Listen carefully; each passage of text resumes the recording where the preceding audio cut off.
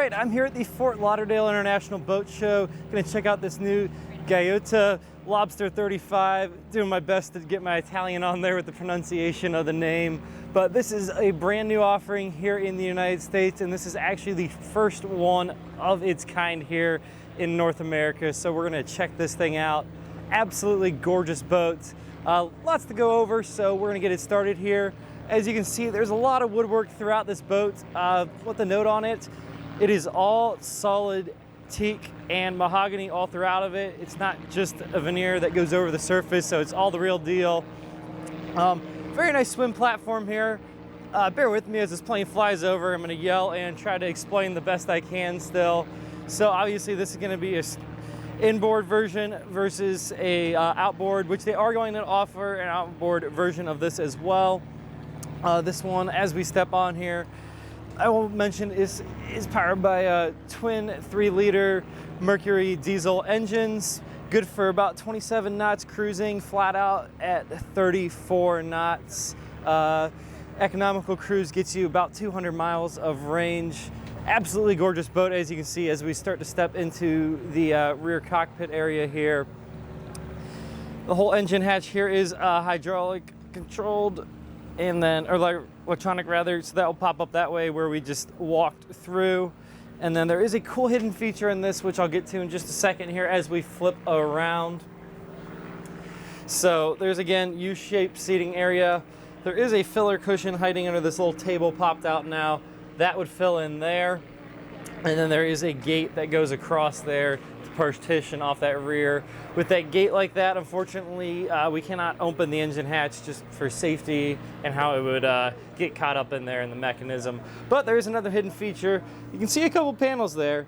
That is actually going to be the table that pops up out of there. So kind of just start to show it here.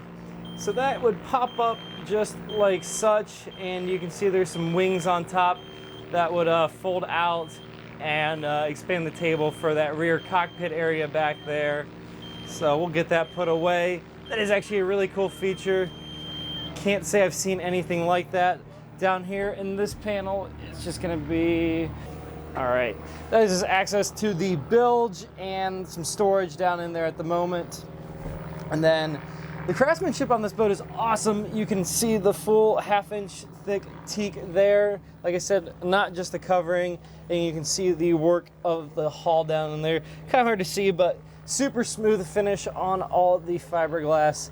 No crap, just sharp and jagged and sticking out. So we'll lock that guy back up. And there's an item of note under here. Pull this away and try to do this one-handed. We can just kind of lift it up and take a peek. That is a pull-out cooler if you choose to do so, but also you can pull it out, and that gives you access directly to your fuel tanks and some other systems below there. And while the boat does have electronic gauges, you can actually check it manually there on those fuel tanks as well. So a nice old school bit. Again, more of the solid hardwood throughout this. I think the craftsmanship really accentuated by this one piece coming all the way around there, nothing spliced together, it is one piece, so that just speaks to the craftsmanship put into this boat. So that's gonna be our little galley area on this. That would close if you want it to. Down here in this compartment is just gonna be a fridge freezer combo unit, and then on this side, we're just gonna have some storage access there. And then hiding behind this one, just some of our switches for various systems aboard the boat. There is some little LEDs that would go around this that you could turn on at night for accent lighting. That's just storage down in there. And then this is another cool feature I like. As we step over here and bend on down, there is a pull-out little cooler refrigerator. I think that's awesome. I've started to see those being used on boats now. I think it really just maximizes the space usage on smaller boats and gives you refrigerators where you might not have them before. Here is our helm, obviously.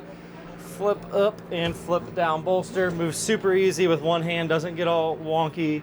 And normally you might expect just some controls or something there. Nope, on this one you actually get an ice maker right there next to the cockpit. So that's pretty cool and unique that they have on this thing. Got your throttles there, of course, joystick control as well, and then you got trim tabs.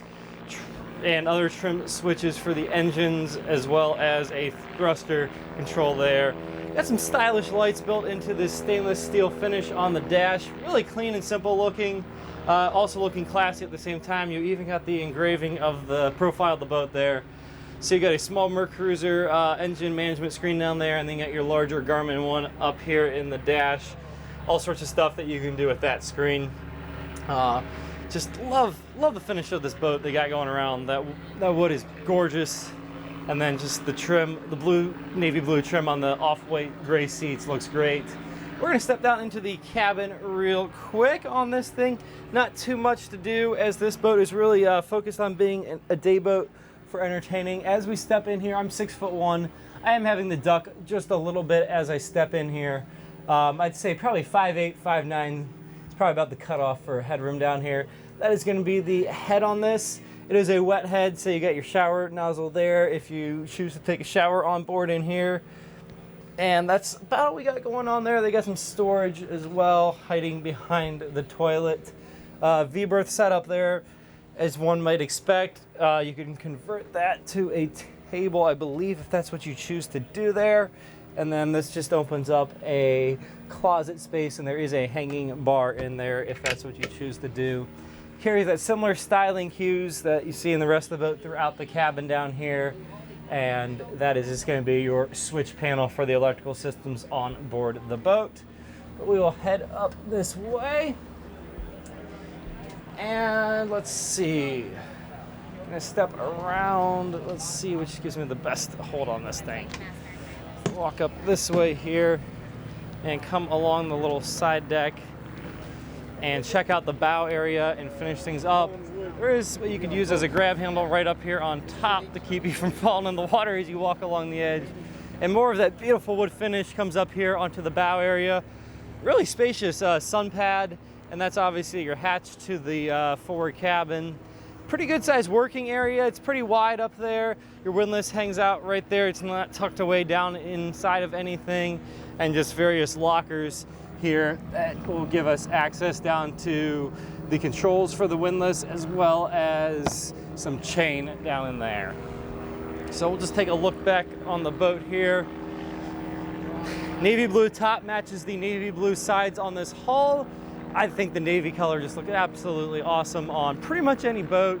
And of course there is a retractable hardtop on there, and it just looks great. This whole boat just looks great. I'm so excited that I found this boat hiding over here and that I got the chance to show this off, because I think it's just a really fantastic boat. So we're just gonna walk right along this side deck here, and we'll hop back down into the rear cockpit and sit on down and finish up the video. So that was the Gagliotta Lobster 35 here at the Fort Lauderdale International Boat Show. Made its debut here. Super cool boat. I will have a link down in the description so you can learn some more about it. And if you're interested in checking one out, I would normally urge you to come check out one at your local dealer, but this is the only one here in the country right now, and it is exclusive to one dealer location at the moment. But they'd still be happy to share more information about it and tell you how you can get into one if this is something you're interested in. That's all I got for now, though. Thanks for watching.